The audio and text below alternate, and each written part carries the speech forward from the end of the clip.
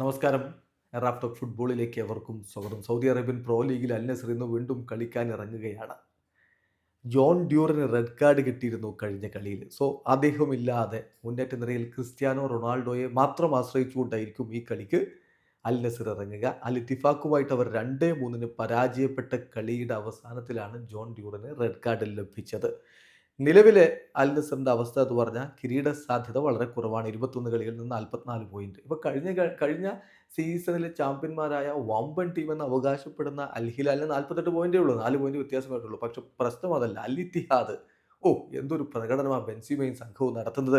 21 കളികളിൽ നിന്ന് അവർക്ക് 55 പോയിന്റ് ഉണ്ട്. അവരുമായിട്ട് 11 പോയിന്റ് ഡിഫറൻസ് ഉണ്ട്. അവരെ പിടിക്കുക എന്നുള്ളത് ഇപ്പോൾ അൽ നസറിന് ഏതാണ്ട് അസാധ്യമായിട്ടുള്ള കാര്യമായി മാറിയിട്ടുണ്ട്. എന്നാലും ഇന്ന് രാത്രി ഇന്ത്യൻ സമയം 9:30 അൽ വഹിദക്കെതിരെ അൽ നസർ ഇറങ്ങുമ്പോൾ എല്ലാവരുടെയും ശ്രദ്ധ ക്രിസ്ത്യാനോ റൊണാൾഡോയിൽ തന്നെയാണ്. കാരണം CR7ഉം കരീം ബെൻസിമയും ഇപ്പം ഗോളടിയിൽ ഒപ്പത്തിനൊപ്പമാണ്.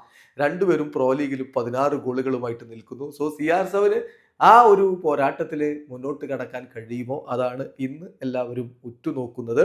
ഇന്നത്തെ മത്സരത്തിൽ അൽ നസറിന്റെ പ്രോബബിൾ 11 നമുക്ക് നോക്കാം. സൗദി അറേബ്യൻ മാധ്യമങ്ങൾ നൽകുന്ന സൂചന പ്രകാരം ഗോൾ കീപ്പറായിട്ട് ബെൻഡോ, ഡിഫൻസിൽ ലാപ്പോർട്ടും അൽ ഫാത്തിലും ഒരുമിച്ചുണ്ടാകും. ഇരു പാർശ്വങ്ങളിലായിട്ട് അൽ നജിദിയും ബൗഷലുമായിരിക്കും. മധ്യനിരയിൽ അൽ ഹസനും ഗരീബും അൽ സുലൈഹിമും ഉണ്ടാകും. മുന്നേറ്റത്തിന്റെ ഇരു പാർശ്വങ്ങളിലായിട്ട് മാനയും ഏഞ്ചലോയും, പിന്നെ മുന്നേറ്റങ്ങൾക്ക് ചുക്കാൻ പിടിക്കാൻ ക്രിസ്ത്യാനോ റൊണാൾഡോ. പരിക്കും സസ്പെൻഷനും ഒക്കെ ആയിട്ട് അൽ നസർ വല്ലാതെ വലയുകയാണ്. എന്നാൽ ഈ കളി വിജയിച്ചേ പറ്റൂ. പ്രത്യേകിച്ച് കഴിഞ്ഞ കളിയിലെ പരാജയത്തിൽ നിന്ന് അവർക്ക് തിരികെ വരേണ്ടതുണ്ട്.